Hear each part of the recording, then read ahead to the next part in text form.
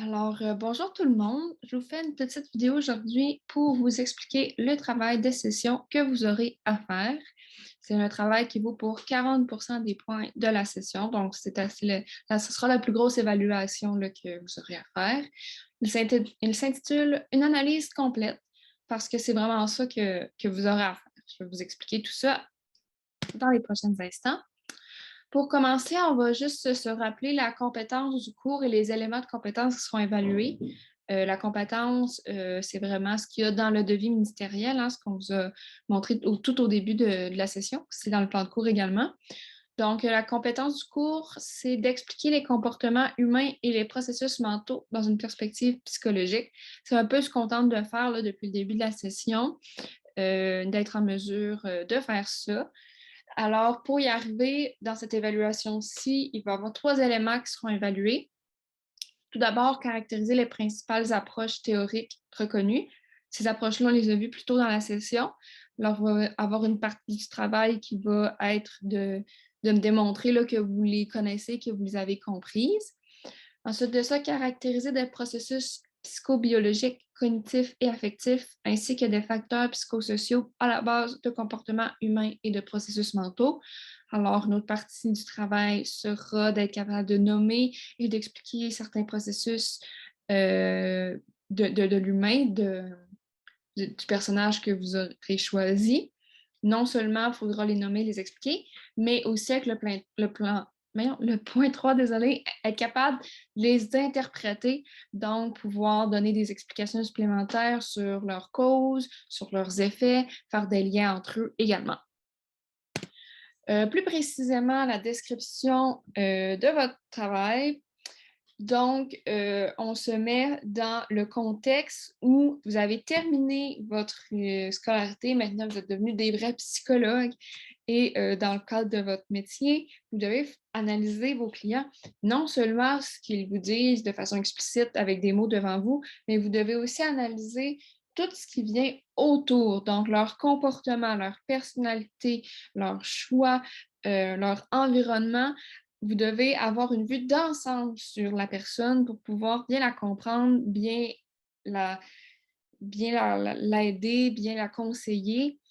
C'est vraiment tout un processus et pour ça, il faut être certain de regarder son passé, son entourage, sa profession, son traumatisme, etc. Ça peut être très, très large.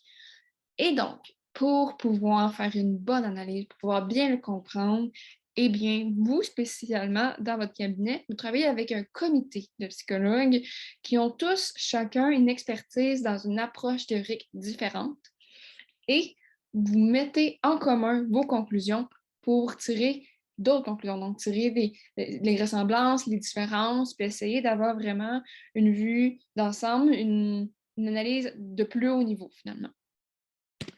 Alors, pour le travail que je vous demande, vous allez devoir faire une analyse complète d'un personnage du film de votre choix, selon votre approche théorique favorite. Comme vous travaillez dans un comité, comme on vient de le dire, vous travaillez en comité de 2 à 3 psychologues et chacun devra faire l'analyse selon son approche. Bien évidemment, vous allez devoir aussi comparer là, vos différentes conclusions, vos différentes approches entre elles en sortant les ressemblances et les différences. Et en plus de ça, vous allez devoir faire des liens avec les éléments de notions qu'on a vus tout au long de la session. Et ça sera vraiment de votre choix, vraiment les liens que vous faites, que vous trouvez. Il n'y a pas de critères particuliers, il n'y a pas de notion particulière que je veux que vous trouviez. C'est vraiment avec le film, le personnage que vous avez choisi, vous faites ressortir ce que vous trouvez. Ça peut être avec le chapitre du stress, ça peut être avec le chapitre du cerveau, ça peut être avec le chapitre de l'apprentissage, de la mémoire, tout ce que vous voulez. Plus précisément, ce à quoi je m'attends, c'est un rapport écrit dans lequel vous allez compiler vos observations. Chacune des observations devra être appuyée par un exemple concret tiré du film. Alors, ce sera important de bien me décrire la scène en question et de me nommer aussi le moment d'apparition du film, si jamais j'ai besoin d'aller voir la scène par elle-même pour pouvoir comprendre là, votre explication. Le rapport, minimalement, ce qu'il doit contenir, c'est une section par approche théorique, une section de comparaison entre les approches et une médiagraphie, dans le fond, qui doit contenir au minimum la source de votre film.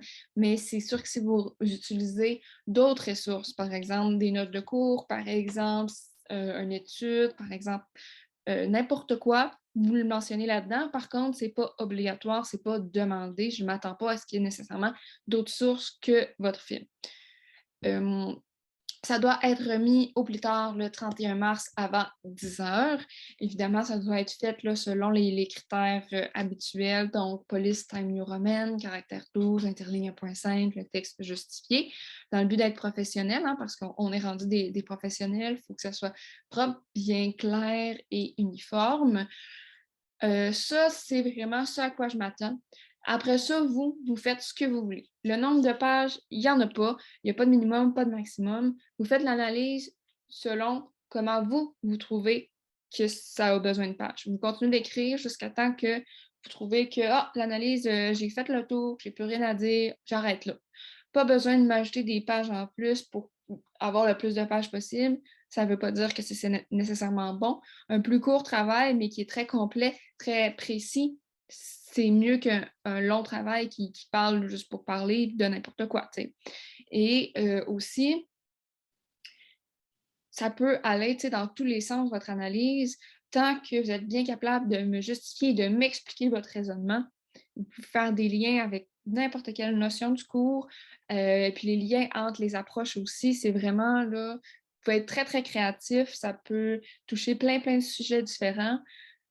Et moi, en fait, j'ai juste hâte de voir les liens que vous faites entre les différentes notions, puis les différentes conclusions que vous pouvez tirer. Vous pouvez peut-être même essayer d'aller dans un petit peu des pistes selon vous, s'il y aurait un trouble mental quelconque, essayer de le nommer. Ça peut être super bon aussi, mais c'est sûr qu'il faut garder une certaine réserve et pas affirmer à 100% parce que ça reste qu'on n'a pas accès à tout, on a juste accès au film. Mais oui, vous pouvez vraiment là, aller dans tous les sens que vous voulez. C'est vraiment libre à vous. Vous êtes les professionnels. C'est vous qui décidez de votre analyse. Et c'est tout pour moi. Si vous avez des questions par rapport au travail, n'hésitez pas à m'écrire par courriel. Je vais être disponible pour répondre à toutes vos questions. Alors, je vous dis bonne chance pour le travail et on se voit la semaine prochaine pour le cours.